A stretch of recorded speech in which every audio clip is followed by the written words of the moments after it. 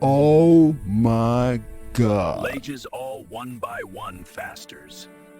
The sun was burning hot that day in the small town of Copper Ridge. It was early morning, but the heat already made the air shake and dance. The sky was bright and blue with no clouds. The wind blew dust down the main street, making everything look like it was moving, even when nothing was. Jack Murphy stood in front of the saloon, drinking whiskey from a glass. He was the richest man in Copper Ridge. He owned the biggest ranch outside of town. He owned the bank. He owned most of the buildings on this street. He was mean and angry all the time. His face was red and his belly was big from too much drinking and too much eating. His hands were soft because he never worked. He just told other people what to do. Beside Jack stood his two friends, Tom and Billy. They worked for him. They did whatever he told them to do, even bad things. Tom was skinny and had a scar on his face. Billy was short and fat with mean eyes. Both of them laughed when Jack laughed. Both of them were cruel like he was. "Look at that," Jack said, pointing down the street with his glass. A horse was coming slowly into town. It was a brown horse, and it was thin, very thin. You could see every bone on its body. Its ribs stuck out like a skeleton. The horse's head hung down low. It could barely move. It looked like it had not eaten in many days. It looked like it had been beaten. On the horse sat a young man. He looked maybe 25 years old. He wore old, torn clothes. His hat was almost falling apart. His boots had holes in them. He looked poor and tired. He looked like he had nowhere to go. Jack started laughing very loud. "Tom, Billy, do you see this fool?" he shouted. "Look at that horse. That horse is dead already. Why is he still riding it?" Tom and Billy laughed with him. They slapped the wooden table in front of them. Other people in the town heard the noise and came out to look. Mrs. Sarah came out from the general store. The blacksmith, Mr. Henry, came out from his shop. The town doctor, Dr. Lewis, looked through his window. Even the children came running to see what was funny. Soon, the whole street had people on it. They all looked at the young man on the dying horse. "That's the stupidest thing I ever seen," Tom said, laughing hard. "That horse can't go no further," Billy added. "It's going to drop right here on our street." The young man heard all this. He saw all these people laughing at him, but he said nothing. His face did not move. His eyes just looked straight ahead. The only thing he did was reach back and touch the horse's neck very gently. The horse was suffering. You could see it in every step. The horse's legs were shaking. The horse's breathing was heavy and hard. But the horse kept walking. Slow, very slow. But it kept walking forward. The horse's eyes showed pain, but also something else, loyalty. The horse was following the young man because it trusted him. Jack stood up from his chair. "Hey, you there!" "Stop!" he shouted at the young man. The young man pulled on the reins. The horse stopped. It was shaking now, trembling from weakness and pain. "Yes, sir?" the young man said quietly. His voice was calm and respectful. "That horse is going to die right here in my town," Jack said, walking closer. "And you look like you can't even pay for the burial. This is a disgrace." The young man said nothing. "Where are you going?" Jack demanded. "North," the young man answered simply. "North for what?" Jack was now standing right in front of the horse. He reached up and hit the horse's shoulder hard with his hand. The horse cried out in pain and stepped back. "Stop," the young man said. His voice was not angry, just firm. "Please don't hit her," Jack laughed. "Her? This thing is a her? What a waste of space." He hit the horse again, even harder this time. The people in the crowd made sounds of excitement. Some of them were enjoying this.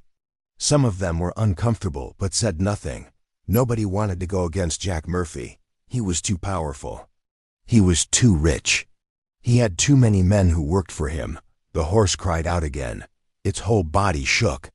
The young man reached down and touched the horse's neck, speaking very softly to her.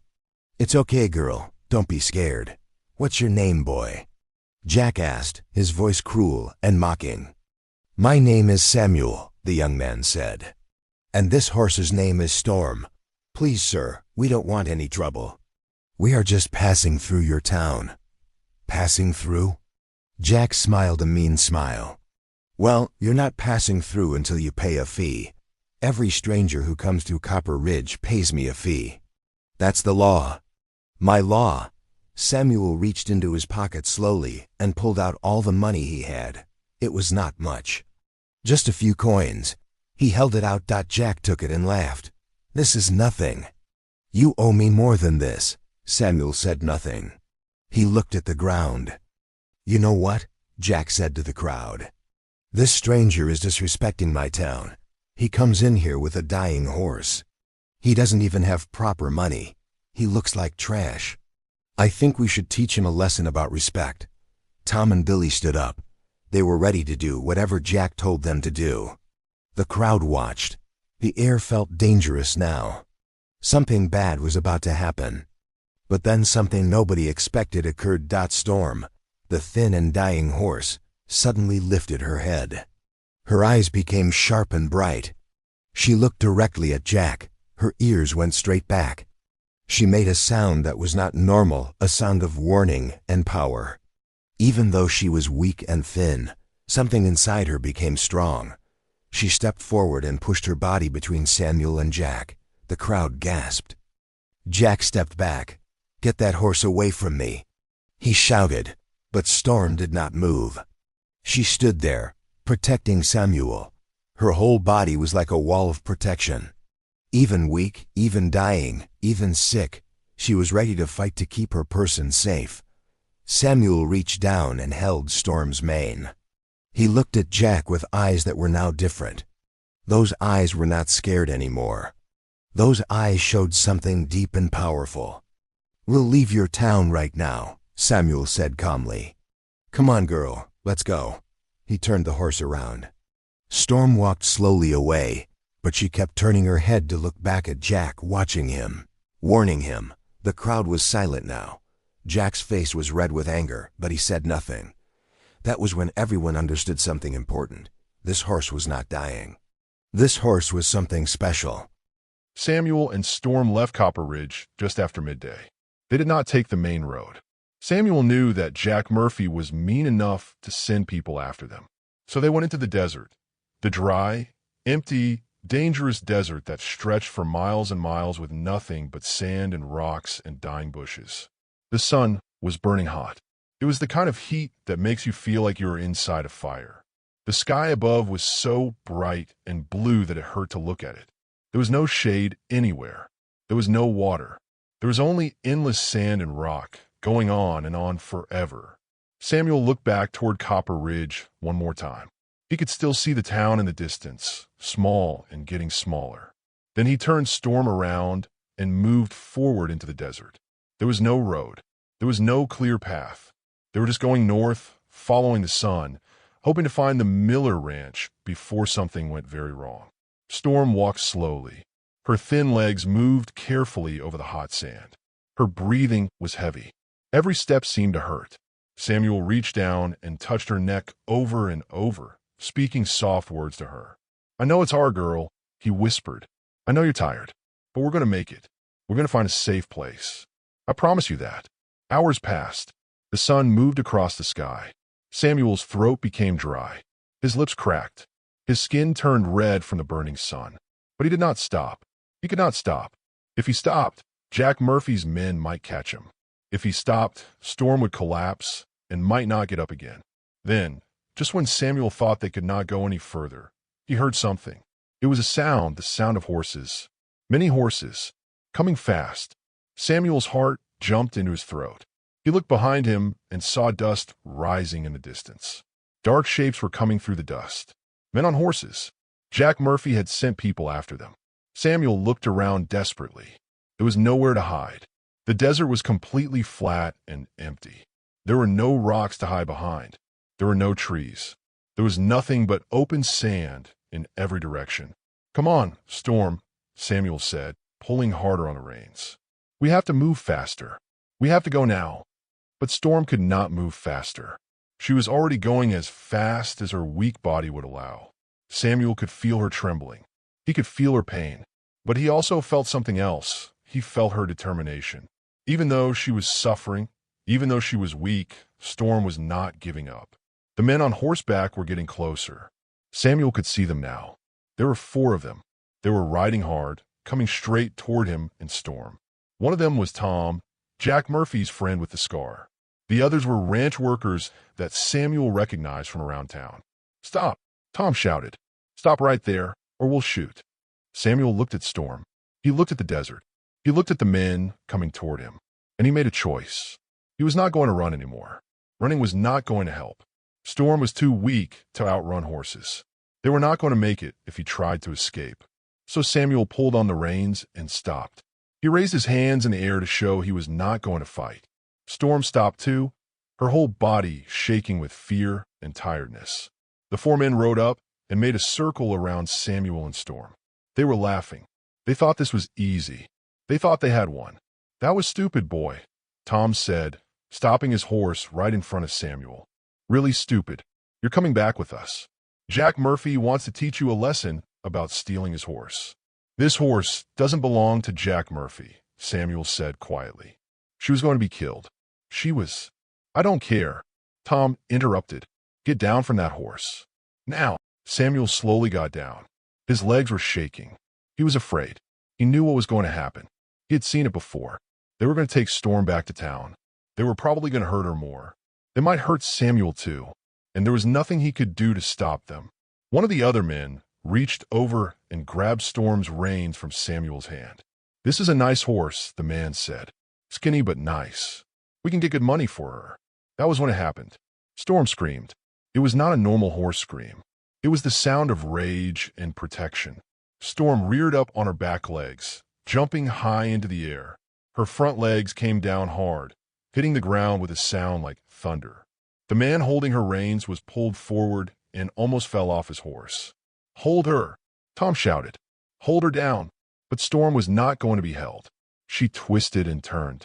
She kicked at the horses around her. She moved like she was not weak at all.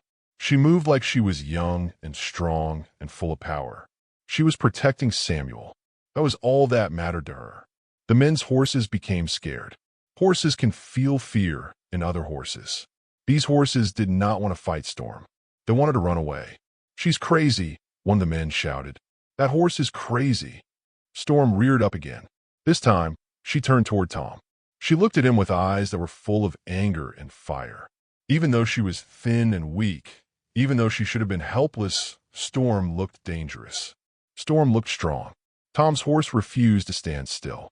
It started moving backward away from Storm. Tom could not control it. "Let's get out of here," Tom yelled to the other men. "This horse is going to hurt someone." The men turned their horses around and started riding away. But Storm kept rearing and screaming. She kept coming toward them, driving them back into the desert. "Go!" Tom shouted. "Go! Just go!" Within seconds, the 4 men were riding away as fast as they could. The dust from their horses rose up behind them. Soon, they were just shapes in the distance. Soon, they were gone completely. Samuel stood in the middle of the desert, staring at what had just happened. Storm came back to him. She was trembling and sweating.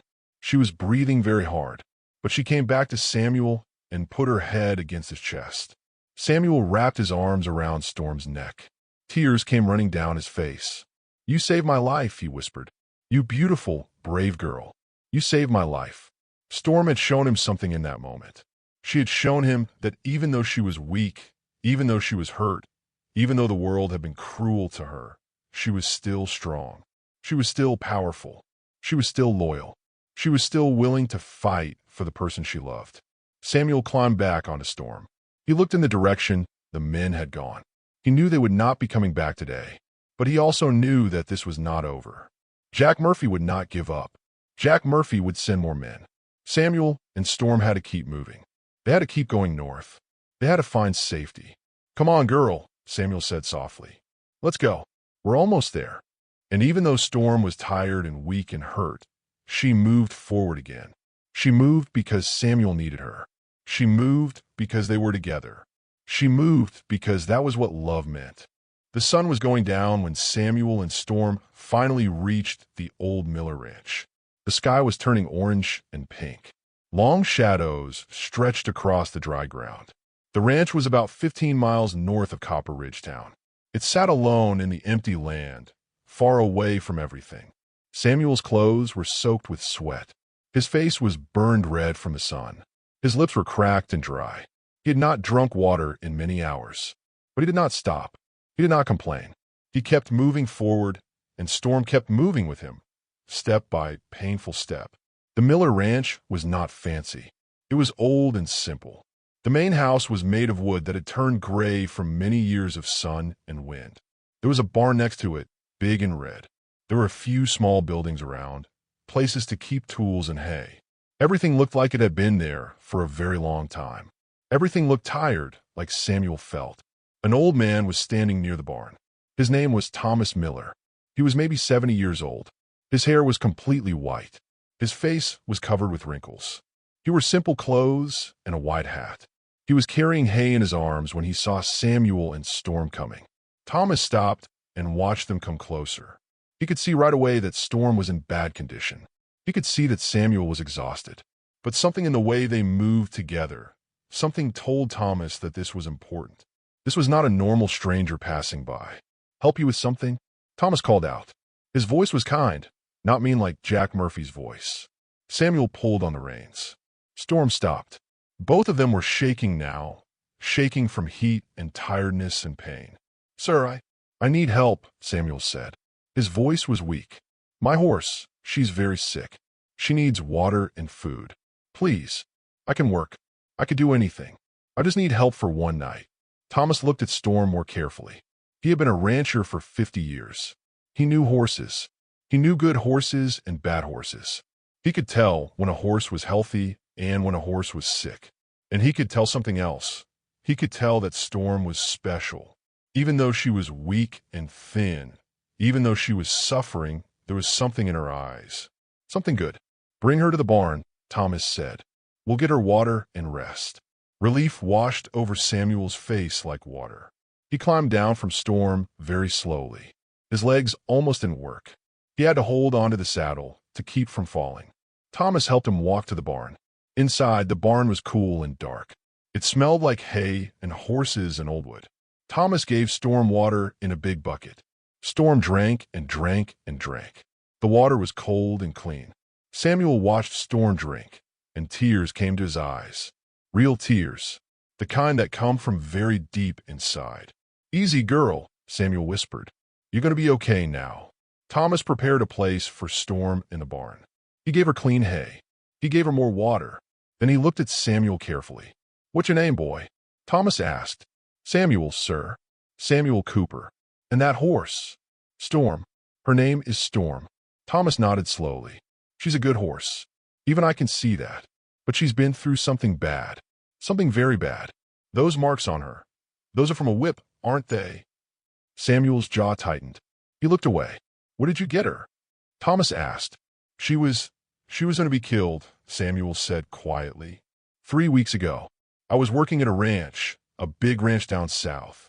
They wanted to put her down because she was getting old. They said she wasn't worth the money to keep her alive. They said she was just taking up space."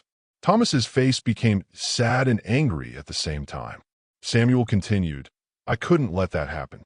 I couldn't just watch. So I took her. I rode away with her at night. I didn't ask permission. I took her." "And you've been running since then?" Thomas asked. "Yes, sir. I've been trying to get her to a place where she can be safe, where she can live out her life without being hurt anymore." Thomas was quiet for a long time. He looked at Storm. He looked at Samuel. He looked at the bond between them. The way Samuel stayed close to Storm, the way Storm looked at Samuel with complete trust. "There's a man named Dr. Wilson," Thomas said finally. "He lives about 2 days' ride from here. He's the best horse doctor in this whole territory. He takes care of horses that have been hurt. He helps them heal. If you want, I can write you a letter. I can tell him you're coming. He might be able to help your Storm." Samuel looked at Thomas like he couldn't believe what he was hearing. You would do that? You don't even know me." "No," Thomas said, "but I know a good heart when I see one. And I know a horse that deserves a chance when I see one too. You gave up your job. You gave up your safety. You gave up everything for this horse. That tells me what I need to know about you." Thomas walked to the house and came back with paper and pen. He wrote a letter explaining everything. He sealed it in an envelope and handed it to Samuel. "You rest here tonight," Thomas said. "Eat some food. Get some sleep. Storm needs rest too. Tomorrow morning, you can head north toward Dr. Wilson. You're going to help that horse. I promise you that." Samuel took the letter with shaking hands. "Why are you doing this?" he asked. "Why are you helping us?" Thomas smiled a sad smile. "Because a long time ago, when I was young like you, I had a horse too. A horse that loved me more than life itself. And one day, I was too scared to help her. I was too afraid of losing my job. I was too afraid of getting in trouble. So I did nothing. And I lost her anyway. But I lost her knowing I didn't try hard enough. I never got over that. So when I see someone brave enough to do what you did, to risk everything for a horse, I have to help. I have to make sure it means something." That night, Samuel slept in the barn near Storm. He put his hand on her neck while he slept. Storm kept her eyes open, watching over him, protecting him just like she always did. Outside, Thomas looked up at the stars and thought about his old horse. He thought about second chances. He thought about how sometimes, when you help someone else, you help yourself too. The next morning, Samuel and Storm would begin the journey to Dr. Wilson. But that night, for the first time in 3 weeks, they both felt safe. And that made all the difference. 2 days of hard riding brought Samuel and Storm to a small house at the edge of a river valley. The house was different from most ranch houses Samuel had seen. It was clean and neat. There were many trees around it. The land was green, not like the dry desert. Water was everywhere, a river flowing behind the house, small streams, grass growing thick on the ground. This was Dr. Wilson's place. Samuel helped Storm down from the rocky path carefully. Storm's legs were shaking very badly now. She was much weaker than before. The journey from Thomas Miller's ranch had been hard on her. She had only eaten a little bit of food. She had only drunk water when they stopped at small streams. Her ribs showed even more than before. Her brown coat was dusty and full of dirt. A tall man with a thick beard came out of the house. His name was Dr. Henry Wilson. He was maybe 60 years old. His hands were big and strong, but they looked gentle. His eyes were kind and smart. He wore work clothes and boots covered in dirt from working with horses. Behind him came a young woman, maybe 25 years old. Her name was Clara. She was his daughter. She had her father's kind eyes. "Hello," Dr. Wilson said. "Are you Samuel?" "Yes, sir," Samuel said. "Thomas Miller sent me. He gave me a letter." Samuel pulled out the letter Thomas had written. It was dirty and wrinkled from the journey, but it was still there. Dr. Wilson took it and read it carefully. His face became serious and thoughtful. When he finished reading, he looked at Storm for a long time. He did not say anything at first. He just looked at her, studied her like she was a puzzle he was trying to understand. "What's this horse's name?" he finally asked. "Storm, sir. Her name is Storm." Dr. Wilson walked around Storm slowly. He looked at her legs. He looked at her back. He looked at her neck. He looked at her face. His eyes went everywhere, seeing everything. Clara followed him, watching what he was doing. "How old would you say she is?" the doctor asked. "I don't know exactly, sir. Maybe 10 or 11 years old. Maybe older." Dr. Wilson reached up and looked inside Storm's mouth. He felt her gums. He checked her teeth very carefully. "She's not old," he said. "She's maybe 7 or 8 years old. And this is not a common horse, Samuel. This is a very special horse." Samuel looked confused. "What do you mean, sir?" Dr. Wilson stood back and looked at Storm's whole body. "Do you see these marks?" he asked, pointing to some marks on Storm's shoulder. "These marks are like a brand, a special kind of brand that only the Kingsman Ranch uses." "The Kingsman Ranch, do you know about it?" Samuel shook his head. "The Kingsman Ranch is the biggest, most famous horse ranch in the whole territory," Dr. Wilson explained. "They breed the fastest, strongest horses in the West. They sell horses for thousands of dollars. Kings and rich men buy their horses. Their horses win races and competitions." Samuel's eyes got bigger. "Storm was from that ranch." "I think so," Dr. Wilson said. "But something happened. Something went very wrong. Let me tell you what I know." Dr. Wilson walked toward the house, and Samuel and Clara helped Storm follow him. They brought Storm into a big barn. It was clean and had fresh hay. There were many horses inside, horses that had been hurt, horses that were healing, horses that had been saved. Dr. Wilson helped Storm into a clean stall. Clara brought water and food. Storm drank slowly, carefully. Then Dr. Wilson told Samuel the story. 2 months ago, a horse escaped from the Kingsman Ranch, he said. She was a racing horse, a very valuable racing horse. They said she was their fastest horse.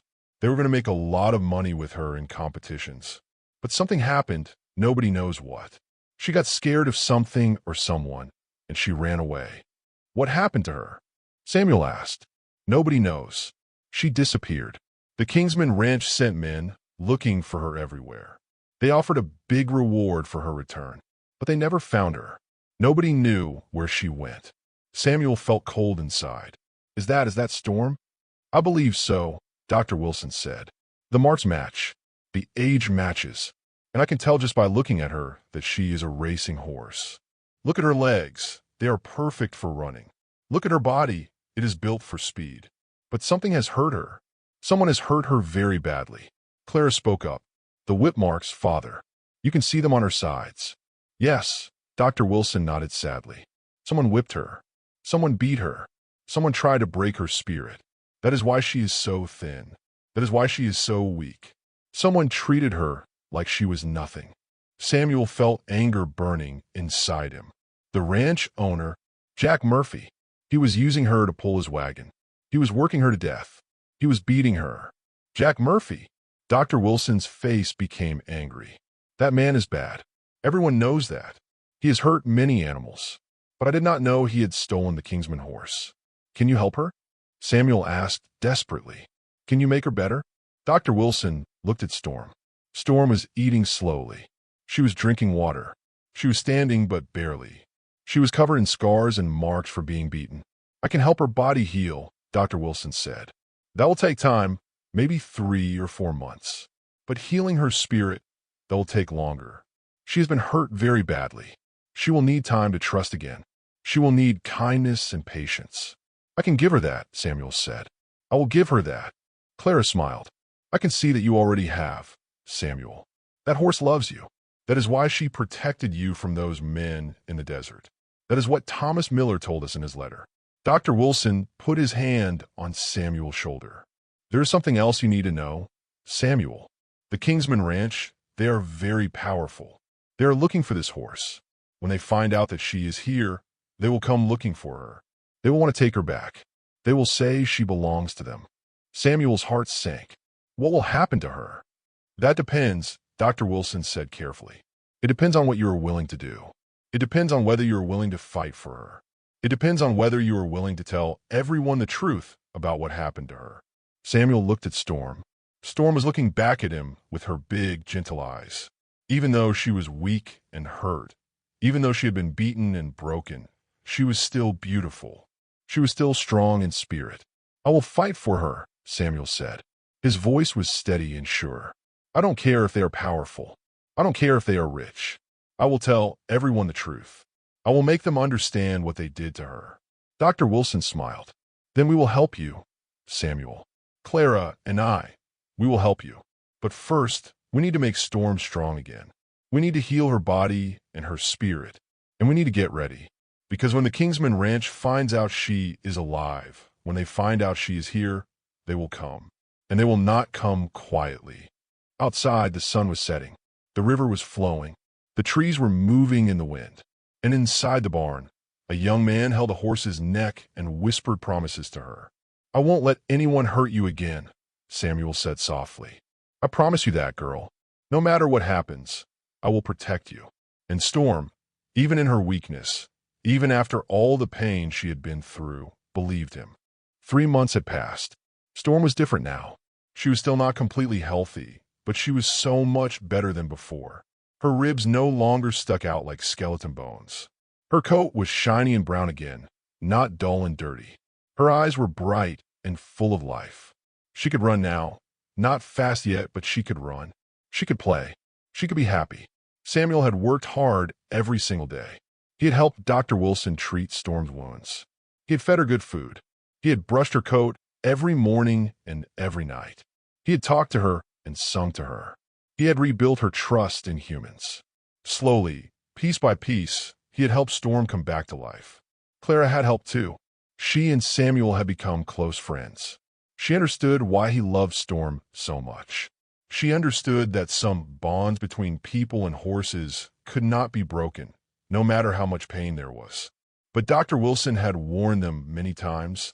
The Kingsman Ranch is looking for her. They will not give up. When they find her, there will be trouble. And that day came on a Tuesday morning. Samuel was riding Storm along the river, letting her run gently in the morning light. The air was cool and fresh. Birds were singing in the trees. It felt like a perfect day. But then Samuel heard something, the sound of many horses coming fast. Many horses, many men. Samuel turned Storm around and rode back to Dr. Wilson's house as quickly as he could. When he arrived, he saw them, at least 15 men on horses. They wore fancy clothes. They had guns. At the front of the group was a man who looked like he owned everything in the world. His name was Mr. Richard Kingsman. He was the owner of the Kingsman Ranch. Mr. Kingsman was maybe 50 years old. He was fat and mean-looking. His face was red from anger. His eyes were cold like ice. He had 2 guards beside him, big men with guns and mean faces. "That's my horse," Mr. Kingsman shouted, pointing at Storm. "Give me that horse right now." "No," Samuel said simply. He held the reins tightly. He stood in front of Storm, protecting her. "You don't understand, boy," Mr. Kingsman said, riding closer. "That horse belongs to me. That horse is worth $10,000. I'm taking her back. If you try to stop me, my men will shoot you." "This horse doesn't belong to you anymore," Dr. Wilson said, walking out of the house. Clara was beside him. "This horse has been abused. This horse has been beaten. The law says that you cannot treat an animal like that. The law says that if an animal is being hurt, anyone can save it. The law." Mr. Kingsman laughed. "I am a law around here, old man. I have money. I have power. I have guns. That horse is mine." But then something happened. A dust cloud appeared in the distance. More horses were coming. Many more horses. The dust got bigger and bigger. Soon, everyone could see who was coming. It was the entire town of Copper Ridge. Jack Murphy was there, but he was not leading them. He was behind everyone else, looking scared. Thomas Miller was there on his horse. The doctor from Copper Ridge was there. The blacksmith was there. Mrs. Sarah from the general store was there. The sheriff was there. Even the children were there, riding with their parents. The townspeople of Copper Ridge had come together. They had all ridden out together to help Samuel and Storm. At the front of the group was a man Samuel did not recognize. He was wearing a badge. He was the territorial marshal, the most powerful lawman in the whole region. "I am Marshal James Patterson," the man announced. "I have received many reports about a stolen horse. I have received reports about animal abuse. I have come to investigate. This is my horse," Mr. Kingsman said quickly. "This boy stole her from my ranch." "No, sir," the marshal said. "I've been talking to the people of Copper Ridge. I have heard their story. I have heard about this boy named Samuel. I have heard about how he risked his life to save this horse. I have heard about how Jack Murphy was beating this horse and working her to death." The marshal looked at Jack Murphy. "Mr. Murphy, you are under arrest for animal cruelty. You are coming with me." "What?" Jack Murphy's face turned white. "But I didn't." "You did," Mrs. Sarah said loudly. "I saw you beat this horse many times. I was afraid to say anything before, but I'm saying it now. You were cruel to that horse." The blacksmith spoke up too. "I saw you too, Jack. Many times. I saw you hit that horse with a whip. You were evil to her." More and more townspeople spoke. They all told the same story. They all said that Jack Murphy had beaten Storm. They all said that Samuel had done the right thing by saving her. The marshal turned to Mr. Kingsman. "And you, sir, where did you get this horse?" "She is my racing horse," Mr. Kingsman said. "She escaped from my ranch." "Did you look for her?" the marshal asked. "Of course I did. I sent men everywhere." "Why didn't you find her?" the marshal asked. Mr. Kingsman didn't answer. Dr. Wilson stepped forward. "I can tell you why, Marshal. Because this horse was being beaten and starved. Because she was being worked until she could barely stand. Because she was on the edge of death. If this boy had not saved her, she would have died." The marshal looked at Storm. He walked over to her and examined her carefully. He saw all the scars. He saw the marks from the whip. He saw the places where she had been beaten. "These wounds are recent," the marshal said. "This horse has been abused." "I don't care," Mr. Kingsman said angrily. "That horse is valuable. I want her back." "No," the marshal said firmly. "You do not get her back. When you own a horse, you have a responsibility to take care of that horse. You failed in that responsibility. You allowed her to be beaten. You allowed her to be starved. You allowed her to suffer. Because of that, you have lost the right to own this horse." "What?" Mr. Kingsman stood up in his saddle. "That is ridiculous." "The law is the law," the marshal said. "This horse now belongs to the person who saved her. This horse now belongs to Samuel Cooper." Samuel felt like his heart was going to explode out of his chest. He could not believe what he was hearing. "Storm is mine," he whispered. "Storm is yours," the marshal confirmed. "You saved her life. You risked everything for her. According to the law of this territory, a horse belongs to the person who saves it from abuse. Storm is your horse now." Samuel looked at Storm. Storm looked at Samuel, and the horse moved forward and put her head on Samuel's chest.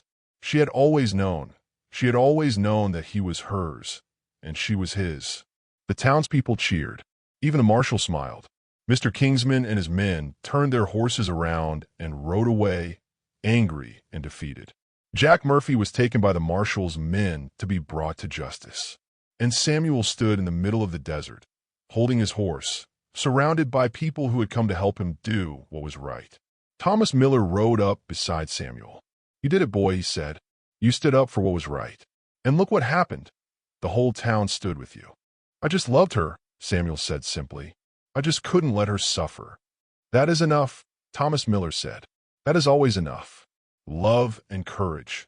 That is all you need to change the world." As the sun set that evening, Samuel rode Storm slowly back to Dr. Wilson's house. Behind them rode the townspeople. They were singing and talking and celebrating.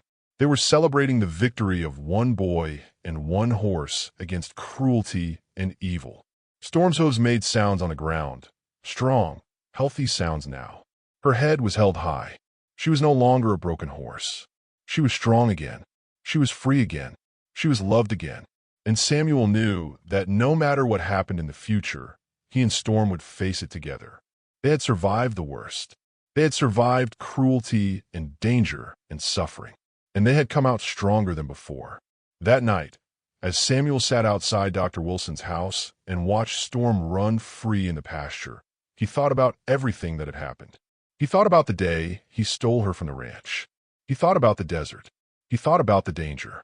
He thought about this day, the day that Storm finally became free. Clara came and sat beside him. "You saved her life," Clara said. "No," Samuel said, watching Storm run. "She saved my life. She showed me what it means to be brave. She showed me what it means to never give up. She showed me what it means to love someone so much that you will do anything for them." Storm ran across the pasture in the moonlight. She ran like she was flying. She ran like she was free. And Samuel smiled, knowing that his horse was finally home. The story of Samuel and Storm spread across the territory. People told it around campfires. They told it in towns and cities. It became a legend, a story about the power of love, the courage to do what is right, and the unbreakable bond between a boy and his horse. And it all started with one simple thing: a boy who would not let cruelty win. A boy who loved a horse more than he loved his own safety. That is how one boy and one horse changed everything. The end.